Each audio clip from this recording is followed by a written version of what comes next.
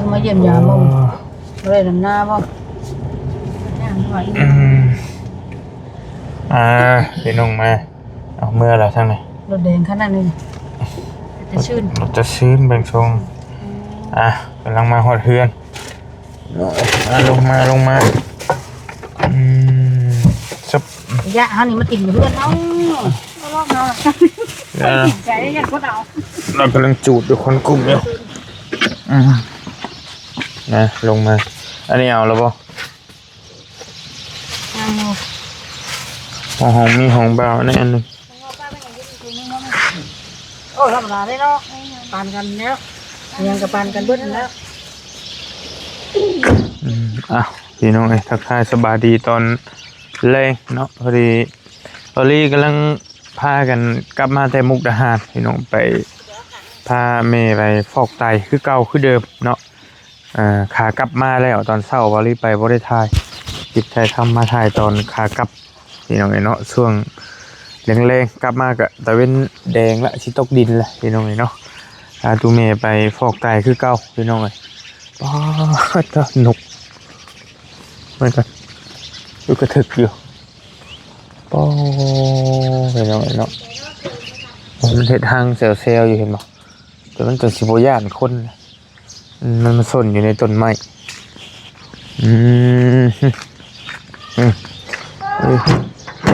นี่เป็นเครื่องแม่วันเพิ่นฝากมา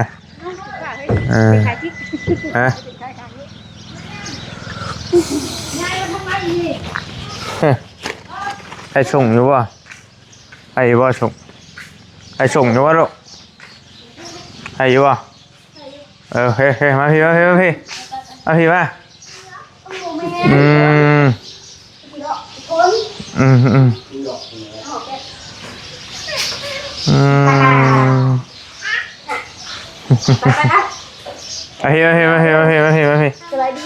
สวัสดีกัน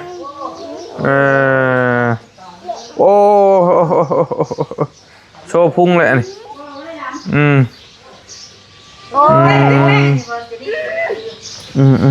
เต้นยังไงเอาเฮ็ดหมูก็ได้ให้หมูวัดสินั่นก็ได้เฮ็ดก็เข้าบอกหมูเล่นข้าวหลังเลย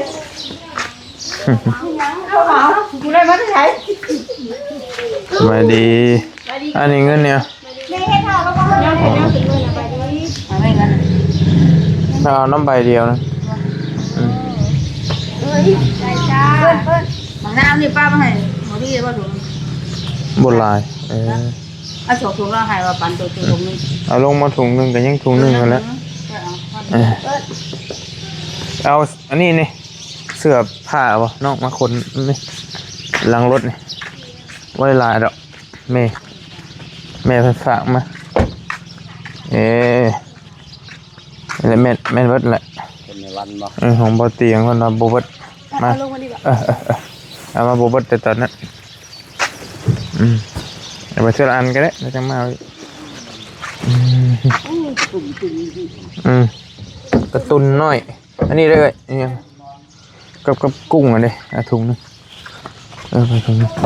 อันนี้ดิเราให้มากนึงเนี่ยพอได้แล้วยังมีอยู่บ่เดี๋ยวไปปั่นกันฮะเด้นะมือครับพี่แอปเปิลถึงบ่ถึงน้องปีนแล้วยกแล้วมือครับพี่โอเคน้องละเพิ่น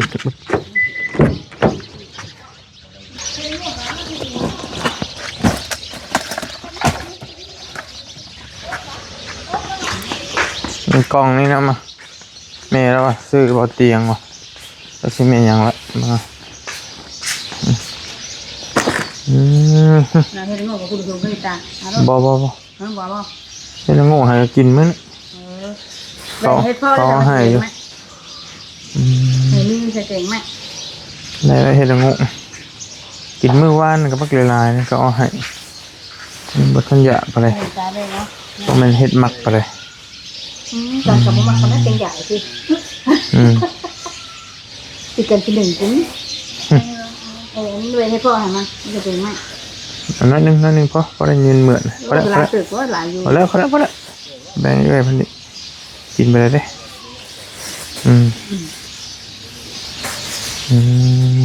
ราคาไม่ใช่เท่าไรทุงเท่าไร4,900คนหนึ่งทุงละ3,000ทุงละแสนโอ้โหนี่ในเป็ดเนาะจำนี่แหละน้องบี้เอาให้บริมันแล้วก็น้องบุญทวีเอาให้มาซื้ออยู่ในเมืองเลยพี่น้องมันละแพงเลยนี่ขอดีบ่เอาให้ป้าตาขูดแล้วละชื่อว่ากันเท่ากับชื่อว่าปติดค่ะเข้าไปแล้วถ้าชาเป็นคลิปนี่ดังของแม่ตัวได้ปติดเลยแบ่งไม่ของแม่ตัวเล็กขนมไปแบ่งเอาน้ำเฮ้าผมก็ได้น้ำรถแบ่งเอาน้ำเฮ้าผมก็ได้พระเจ้าก็มากินแล้วได้แล้วน้ำเพื่อนกันยังลายอยู่งาปลาเห็นบ่ได้ถุงนึงมันไปรถไปกินอยู่หน้าน้องกินนี่เฮ็ดกับตัวถุงนึงบ่ได้เพิ่นบ่เอาเป็นเอาท้องเอาละได้ละกินมื้อนั้นบ่ทันบ่นั่นอยู่บ่ได้ลายนึงเขาให้มันเพิ่นบ่ได้กินอยู่บ่ยาเพิ่นเด้เพิ่นบ่เอาสิล้างหนึ่งทีเนี่ยเฮาติกระดาษเขาหนึ่งแล้วก็เดี๋ยวเป็นกระเบ้แกงสบายจะชื่อ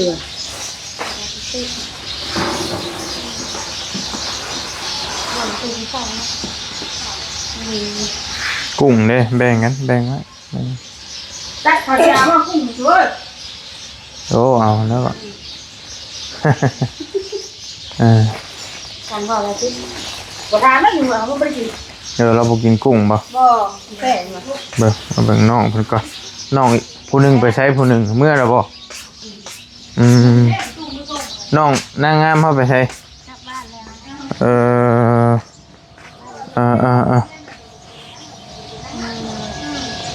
เอากลับบ้านแล้วบ่ผู้นั้นหั่นน่ะเอาน้องเนาะ6ปี๊บเลยได้น้องผู้เดียวบาดนี่ได้แล้วเพิ่นอยู่ได้ฮอด8 มื้อเนาะบ่เคยป้าแม่เด้น้องอินเดียกลับแล้วพี่น้องเอ้ยเนาะเหลือแต่ผู้เอ้ยบัดนี้บ่เคยจากแม่เทื่อบ่เคยจะพอแล้วบ่ตีแล้วซะ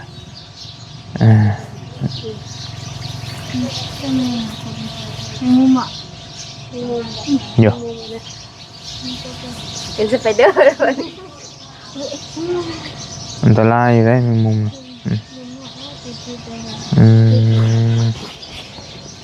แต่เจ้าได้ยุ่เจ้าเนาะเพราะว่าเราเคยไปเข้ากรุงเทพกรุงไทยบ่ย่านเนาะทับมาได้อยู่เลยแต่ไม่ได้คิดฮอดแต่ได้ยังใกล้ๆนี่เนาะพี่น้องเอ้ยนี่มันสองแล้วว่าเบิ่งเลย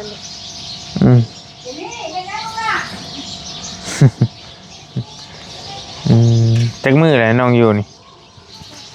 จำไม่ได้แล้ววันที่2เดือนที่ประมาณกี่ครึ่งเดือนเลยเนาะสิปลายมือแล้วพี่น้อยหรือว่าผู้น้อยหันกลับป้าแล้วอาจลาดแล้ว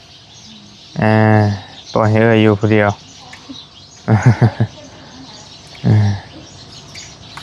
ใครอยู่น้องคนกับเบิ้งคือสิเข่าคนง่ายอยู่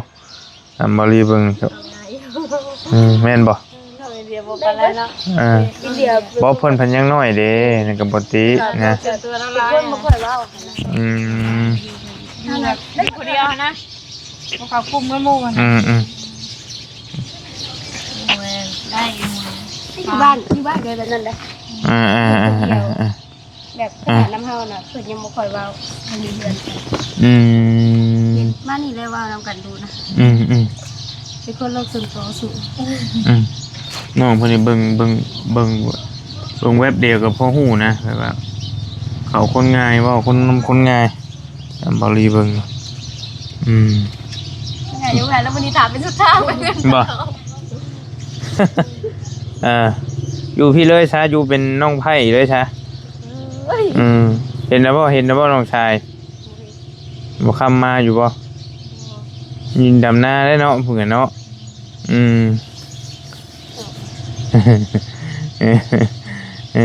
เห็นแล้วดำหน้าเป็นอยู่แล้วว่าเจ้ากัน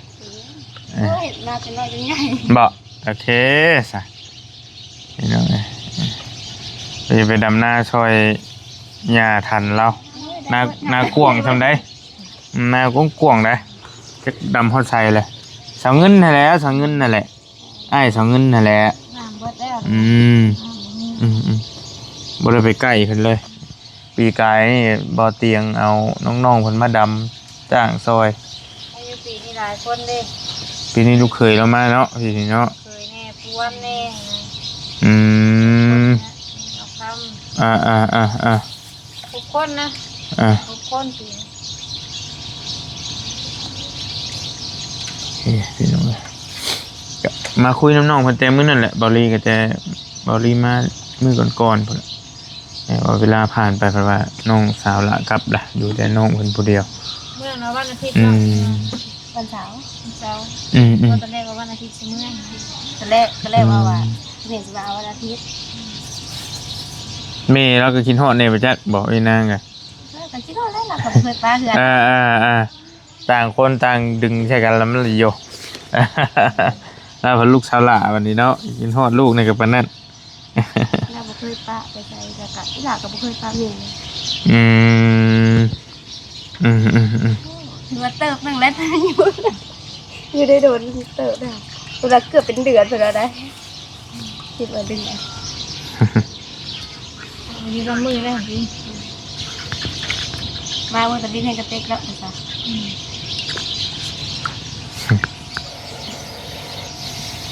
เจ้าก็กินบ่น้องเฮ็ดกินคือกันบ่ไม่ยังเจ้าบ่กินบ่กินกุ๊ก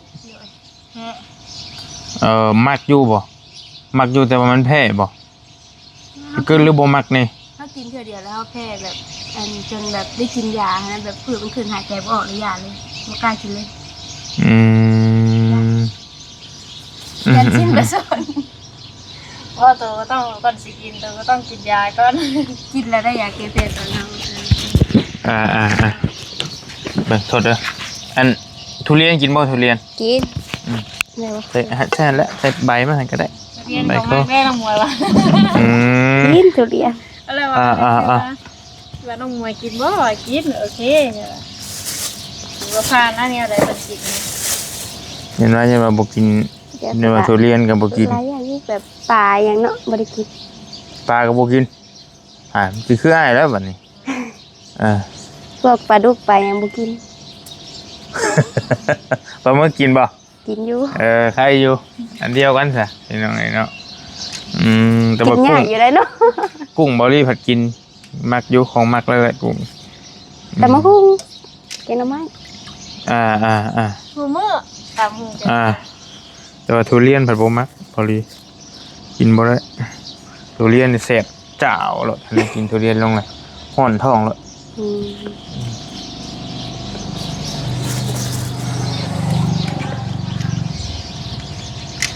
มาพากันมาแต่พูดแหละพี่น้องมาตูเมย์เพิ่นอยากเฮ็ดแล้วว่าแวะตลาดไชโนมาแล้วก็น้องเพิ่นพากันมาล้างบ่ได้แม่นถึกๆเลยพี่น้องมาล้างก็สิได้เพิ่นสิล้างได้เห็นบ่อาหารธรรมชาติเนาะแต่ว่า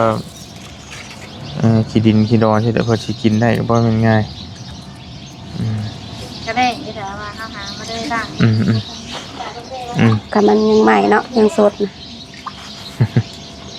ราคาสินค้าอย่างกับพ่อจักแต่ที่เนาะขายนะครับ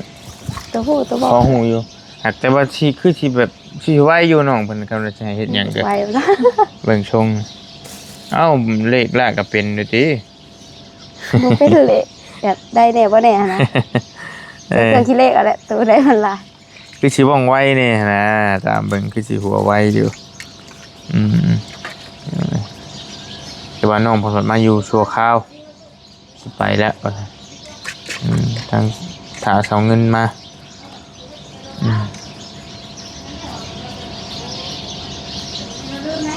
นอนอยู่ห้องน้องนั่นนี่แหละติน้องเจนนี่นี่ตินอนลิ้นนั่นแหละติ แม่ นอนผู้เดียวบัดนี้เนาะ โดย นอนรับอยู่ติ รับ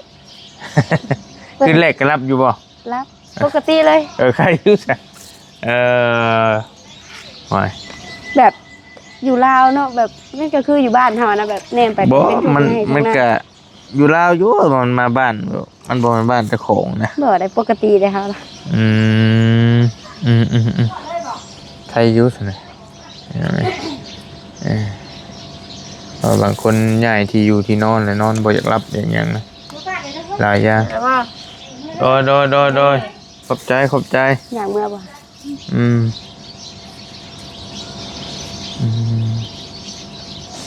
ให้กูล้างจานดิ ถูขวาดเขื่อน หลังนี้ก็อีก จะนางเนี่ย เห็ดเพาะมงง่ายอีกนั่นก็เลย แม่มันเป็นเฮ็ดพ่อพายเนาะมันเป็นที่พ่อนะ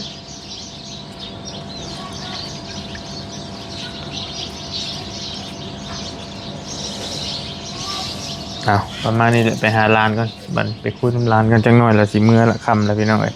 เบิ่งเอาดึงไม้มาให้นี่ได้ปะได้แล้วเสร็จโอเคว่าสบายดีเด้อนี่เด้อดอน้องมันกำลังล้างเห็ดแกงพี่น้องเนาะมาคุยน้ำหน่อยนึงเพิ่นก็โอเคพออยู่ได้อยู่ได้สบายๆบ่มีปัญหาแต่ว่าผู้น้องอินเดียหันกลับแล้วเพิ่นอายุยังน้อยแน่บ่เคยจากแม่คิดฮอดแม่ว่าซั่นแต่ว่าน้องหลาเพิ่นสิไปฮอดกรุงเทพกรุงไทยแหละอยู่ได้สบายๆบ่เคยจากแม่ทางนั้นผู้นี้น้องเพิ่นเลยได้มีปัญหาหยังทางนี้มาหาลานกันเป็นได้ใดเอาอยู่พุ่นบ่เจนนี่มีแต่บิวอยู่นี่บ่นี่เบิ่งหยังนี่ลูกสบายดีกันเบิ่งหยังใช้น้องอยู่ไสน้องอยู่ไสน้องอยู่นอกบ่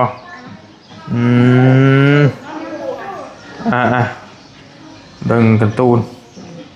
นี่เนาะหาเจนนี่กันเจนนี่จังหน่อยสิกลับละ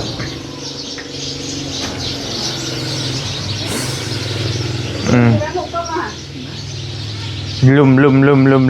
อยู่กินได้ป่ะใจสบายดีก็นุป้าก่อนทงลมอ่ะสบายดีนี่สบายดีนี่ป้าสบายดีจ้ะ ผมนะวึงอยู่เศร้าแล้วป่ะปะแล้วเว้ยหัวแตกจะหน่อยฮะถือลึกจะปูเอาไหมลูกบ่เป็นยังแก้ไหมอย่ามันอย่ามันอย่ามันแก้ไหมแก้ไห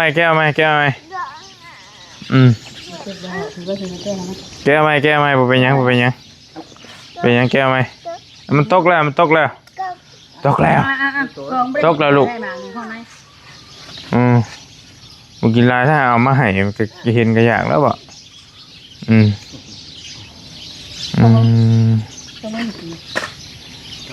เอาไม่จะเอาให้เอา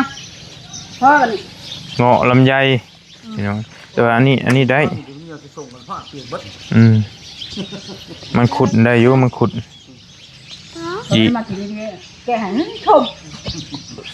ดีกระเพาะพร้อมได้หมามันขุดมาพี่มันมาพี่ป่ะงายลังได้ฮะ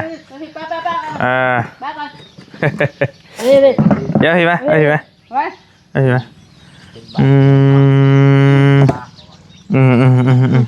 ขึ้นดังเลยหรอเห็นหรอใส่จะส่งสลิดเหี่ยววะนี่นะส่งเหี่ยววะเอาอันนั้นให้น้อง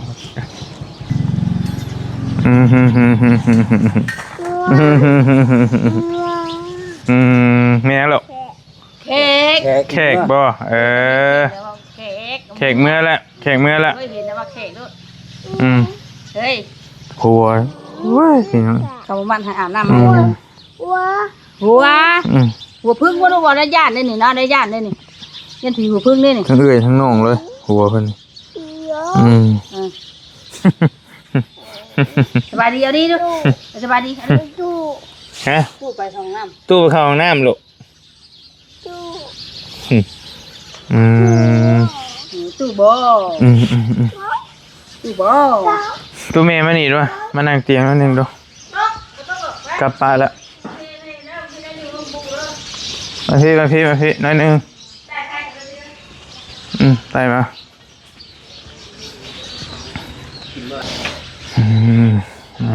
อยากมาคุยน้ำตู้เมย์แป๊บนึงก่อนวันนี้สวัสดีวันนี้คุยตั้งแต่เฮิงเลยมีจะพาไปนะเพราะว่าจะอาการดีขึ้นแล้วก็บ่ได้ถามข้าวอย่างไร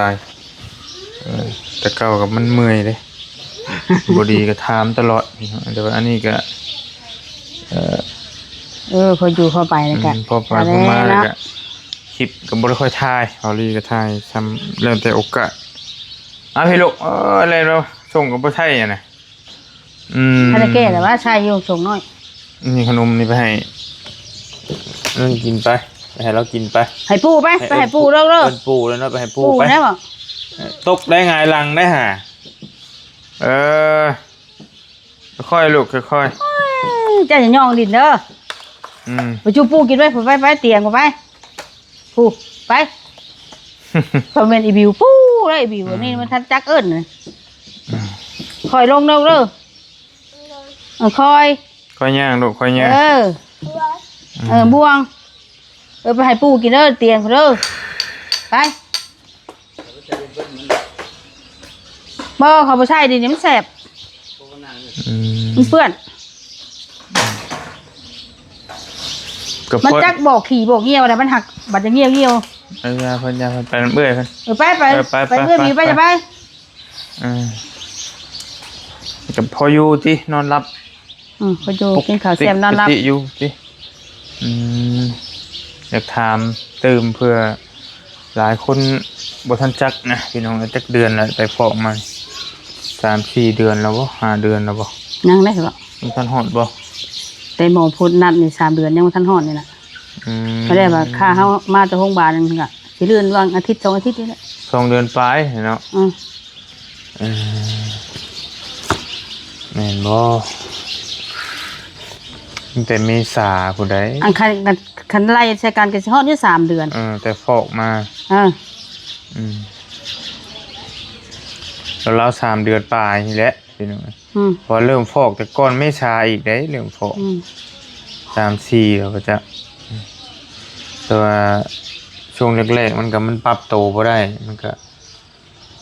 อันนี้อยู่พี่น้องแต่ว่าช่วงนี้ก็มีแต่ปกตินะแล้วก็ใช้ชีวิตปกติแล้วก็ฮอดมือแล้วก็ไปแค่นั้นแหละฮอดมือพนัดก็ไปแต่ว่าอาทิตย์ที่แล้วนี่3 เทื่อเพิ่นให้ไปเพราะว่าเฮากินอาหารหลายแล้วมันว่าของเสียหลายแล้วเพิ่นไปเอาออกดุบามือไปพี่น้องเนาะเหี่ยวยังปกติอยู่ติบ่หลายบ่ข้าไปพอกเดือมีคนเหี่ยวแต่ก่อนได้เหี่ยวอยู่หักบ่หลายก็มันอยู่น้ำเฮากินน้ำเนี่ยเนาะคุมน้ำเนี่ยดิว่าคุมบ่ชูบ่อยู่พังเว้นนี่เปล่าข้าแม่มาพอกอาทิตย์3 เทื่อบ่มีคนเหี่ยวคุมน้ำเนี่ยเด้อแม่เย้าว่าจะกินลายของเราบ่ให้กินลายว่ะบ่ได้คุมแล้วอ่ะคุมเพิ่นบ่ให้กินแล้วว่าหรือว่าให้กินบ่ได้ให้กินนะก็ยิบเถอะน้อยดูคำว่าคุมนี่มันแบบนึงเลยคุมนี่คือคุมน้ำบ่ให้กินหลายเดี๋ยวฉันบ่ซะกันเข้าใจคุมเข้าใจว่าเพิ่นให้กินได้ทั่วคุมก็จะเบิ่งเจ้าหั่นแหละมันก็ถ้าเอาทำพอดีพองามนั่นแหละก็แบบว่ามันสิอยากจ้อยก็บ่ได้อยากได้ดีแค่ได้กินอึกแล้วก็แล้วน่ะมันบ่อยากว่าเฮาก็อยู่ได้อยู่บ่ได้กินยานอนหลับนอนหยังเดี๋ยวนี้ก็ติไม่กินนอนธรรมชาติใครอยู่แท้พี่น้องฟังเบิ่ง หลายเดือนเลยเด้นี่เข้าไปเข้ามาอยู่ คันมันบ่มีเนี่ยเป็นหยังก็รับอยู่สบายอยู่ธรรมดาบ่ได้ผิดปกติ เที่ยวไปเที่ยวมาแหละพี่น้องก็ยังพออยู่ไทย มันจะลำบากเที่ยวไปแหละอาทิตย์2เทื่อ3เทื่อ ยาแล้วพี่น้องก็ยังใครเท่าว่าเฮาฮู้เวลานะฮอดมือไปแล้วเอาจังเตรียมมาใครกว่ามันยังใครกว่าตะกี้เลยบ่จักมื้อจักวันแล้วจะสิเจ็บสิเป็นยามใดหั่นนะพี่น้องนี่ว่าใครแน่เฮาฟ้องมาแล้วโอเค2-3มื้อจังไปอีกสินะก็ยังจักมื้อนี่พี่น้องเนาะใครอยู่เพิ่นว่าสิให้ใส่เลือดอีกแล้วนี่พี่น้องเนาะรอบสิมานี่ก็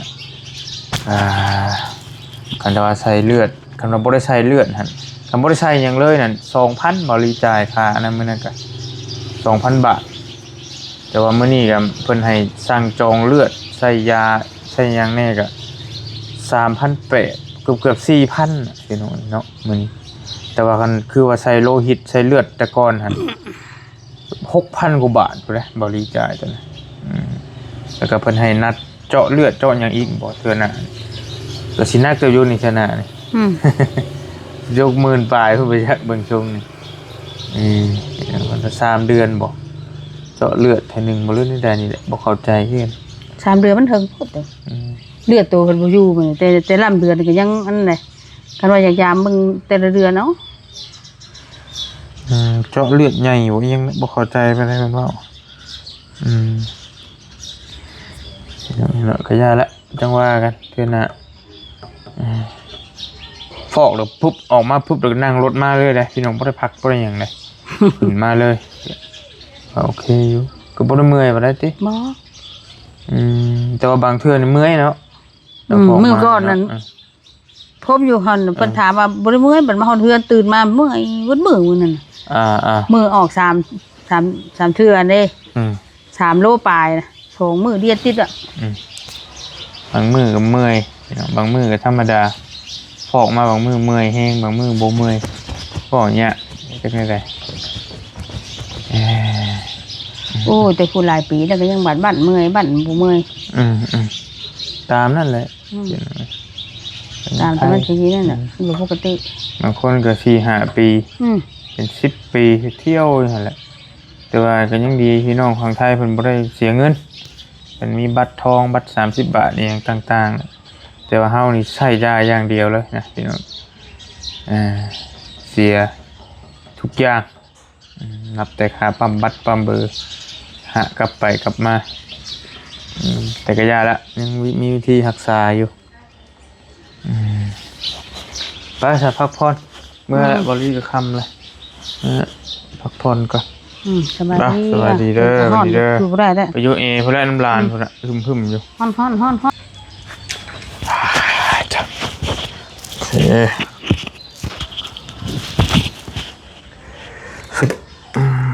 ไปพี่น้องมัวแท้ไปโอเคอยู่ดีมีเฮงไปก่อนบริก็มาถ่ายคลิปถ่ายทำอยู่เพื่อนนั่งบิวฮันดีเลยมาแต่ฟอกไตพี่น้องเนาะพาตูเมมาหลายลบหลายเราจนบ่จื้อละเปลี่ยนกับบ่เตียงลบไปลบมาตอนนี้กับบ่เตียงอยู่ล่องแจ้งเพิ่นก็ไปเวียกอยู่พุ่นคือเห็นนั่นแหละเพิ่นไปซอยสาวพรสาวอันนั้นเพิ่นแล้วก็บ่ลีเปลี่ยนบ่เตียงมาแล้วก็บ่ลีสิไปต่อไปเวียกไปหยังก็ว่ากันไปอยู่ดีมีเฮงพี่น้องเด้อแล้วจังว่ากันกลับบ้านก่อนบัดนี้บ๊ายบายเนาะเด้อ